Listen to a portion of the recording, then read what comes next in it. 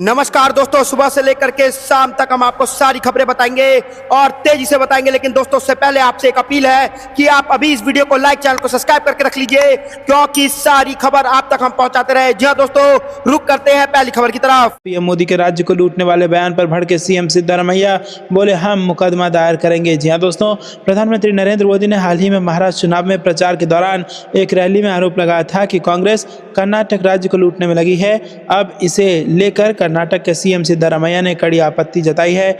मुख्यमंत्री ने प्रधानमंत्री की टिप्पणी पर नाराजगी जताते हुए कहा कि वो इसके खिलाफ मुकदमा दायर करने पर भी विचार कर रहे हैं। बेंगलुरु में कनकदसा जयंती समारोह के दौरान पत्रकारों से बात करते हुए सीएम सिद्धारमैया से जब प्रधानमंत्री की टिप्पणी के बारे में सवाल किया गया तो उन्होंने कहा कि प्रधानमंत्री झूठ बता रहे हैं, वो वोटों के लिए लोगों को गुमराह कर रहे हैं।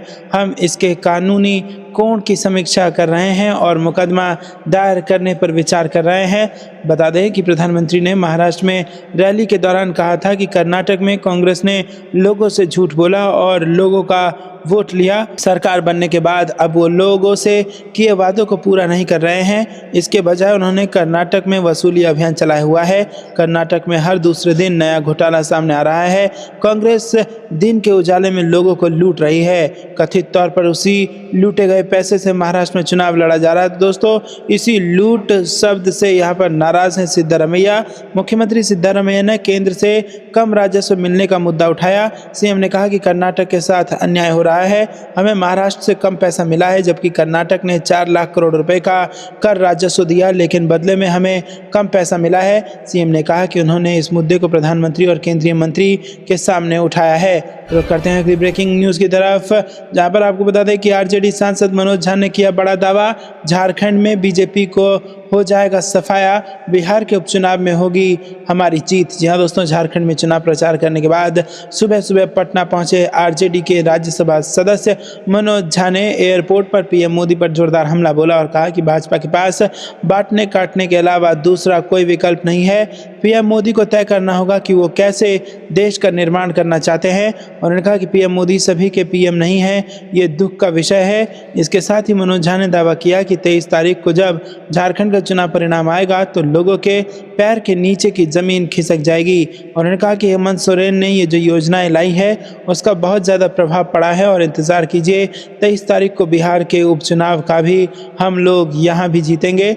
मनोज झा ने झारखंड और उपचुनाव में इंडिया गठबंधन के जीतने का दावा किया है। चुनाव में बुर्का उठाकर मतदान देने वाले बयान पर उन्होंने कहा कि पूरे देश में ऐसा माहौल चल रहा है, प्रधानमंत्री को देखना चाहिए कि वो किस तरह के देश का निर्माण कर रहे हैं। प्रधानमंत्री सबके प्रधानमंत्री नहीं हो और ये दुख का विषय है। उन्होंने कहा कि भाजपा को बस काटने और बांटने के अलावा कुछ नहीं आता।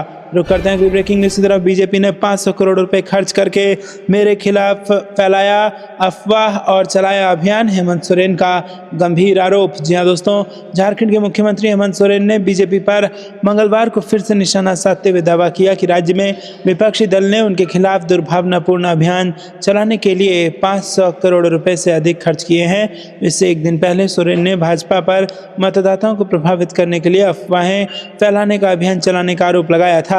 सोरेन ने भाजपा पर लोगों के बीच नफरत फैलाकर राजनीतिक महत्वाकांक्षाओं को पूरा करने में माहिर होने का भी आरोप लगाया। उन्होंने दावा किया कि झारखंड की संस्कृति ऐसे दुर्भावनापूर्ण अभियानों की अनुमति नहीं देती। सोरेन ने सोशल मीडिया मंच एक्स पर लिखा कि नेताओं के लिए आपके अंदर नफरती भावनाओं को भड़काकर अपनी राजनीतिक महत्वाकांक्षा पूरी करना सबसे आसान होता है।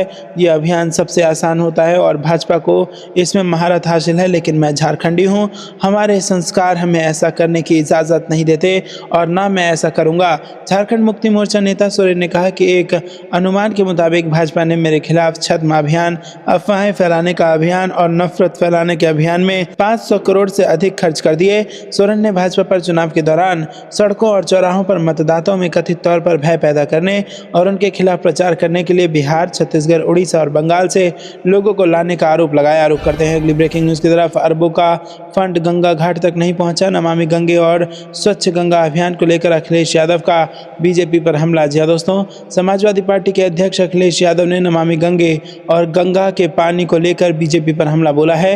उन्होंने गंगा के पानी को लेकर एनजीटी की टिप्पणी का जिक्र करते हुए सवाल किया कि पिछले 10 सालों में इसके नाम पर अरबों रुपए का फंड लिया गया तो वो कहाँ गया। इसी के साथ अखिलेश यादव ने कहा कि जिन्होंने मां गंगा से झूठ बोला उनके वादों पर ना जाएं। नमामि गंगे और स्वच्छ गंगा के नाम पर बीजेपी सरकार में पिछले 10 वर्षों में अरबों रुपयों के फंड निकाले तो गए, पर वो फंड मां गंगा की घाट तक नहीं पहुंचे। उन्होंने आगे कहा कि फाइलों में गंगा जी के स्वच्छ, अविरल, निर्मल होने के दावों का सच ये है कि वाराणसी में मां गंगा इतनी दूषित हो चुकी हैं कि पीने योग्य तो छोड़िए, ये जल नहान स्नान के लायक भी नहीं है। रुक करते हैं अगली ब्रेकिंग न्यूज़ की तरफ।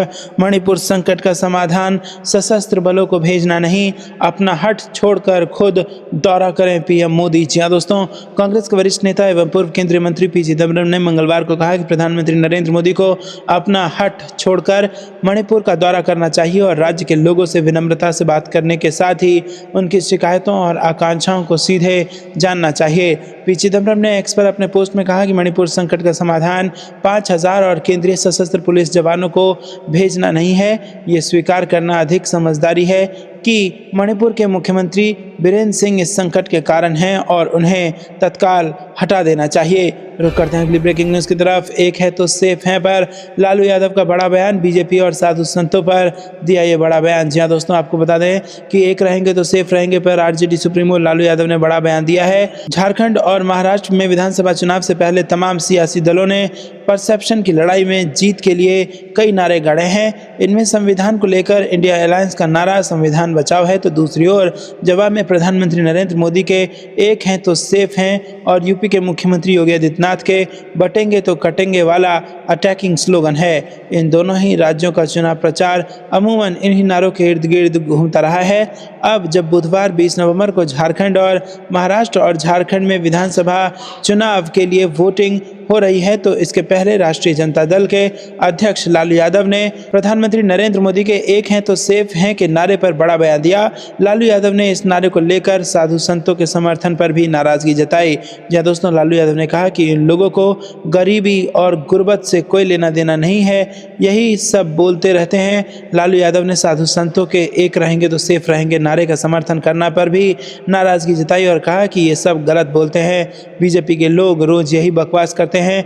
वहीं लालू यादव ने झारखंड विधानसभा और बिहार में 4 सीटों पर हुए उपचुनाव में जीत का दावा किया, जबकि बिहार में एनडीए में सब ठीक है वाले सवाल पर लालू यादव ने कहा कि मुझे ये सब नहीं पता रहता है। आपको क्या कुछ लगता है दोस्तों, कमेंट में जरूर बताइए। दोस्तों बता दें कि झारखंड विधानसभा चुनाव के दूसरे और अंतिम चरण के लिए चुनाव प्रचार का शोर थम गया और अब मतदान जारी है। दोस्तों आपको बता दें कि 38 सीटों पर बुधवार को वोट डाले जा रहे हैं और 38 सीटों में से 23 सीटों पर इंडिया गठबंधन का कब्जा है, जबकि एनडीए के पास इनमें से 15 सीटें हैं। वर्तमान में जिन सीटों पर चुनाव होने हैं उसका मुख्य तौर पर झारखंड मुक्ति मोर्चा, कांग्रेस और आरजेडी का उसको गढ़ माना जा रहा है। वहीं एनडीए के पास पिछले चुनाव की तुलना के पास बेहतर करने की चुनौती है, वहीं कई दिग्गजों की किस्मत भी दांव पर है। आपको क्या कुछ लगता है दोस्तों, कमेंट में जरूर बताइएगा। वीडियो को लाइक नहीं किया तो लाइक जरूर कीजिएगा। रुक करते हैं अगली ब्रेकिंग न्यूज़ की तरफ। मणिपुर हिंसा पर विपक्ष ने मांगा अमित शाह का इस्तीफा, लगाया गंभीर आरोप। जी हां दोस्तों, कांग्रेस ने मणिपुर में जारी हिंसा को लेकर केंद्रीय गृह मंत्री अमित शाह से इस्तीफा मांगा है।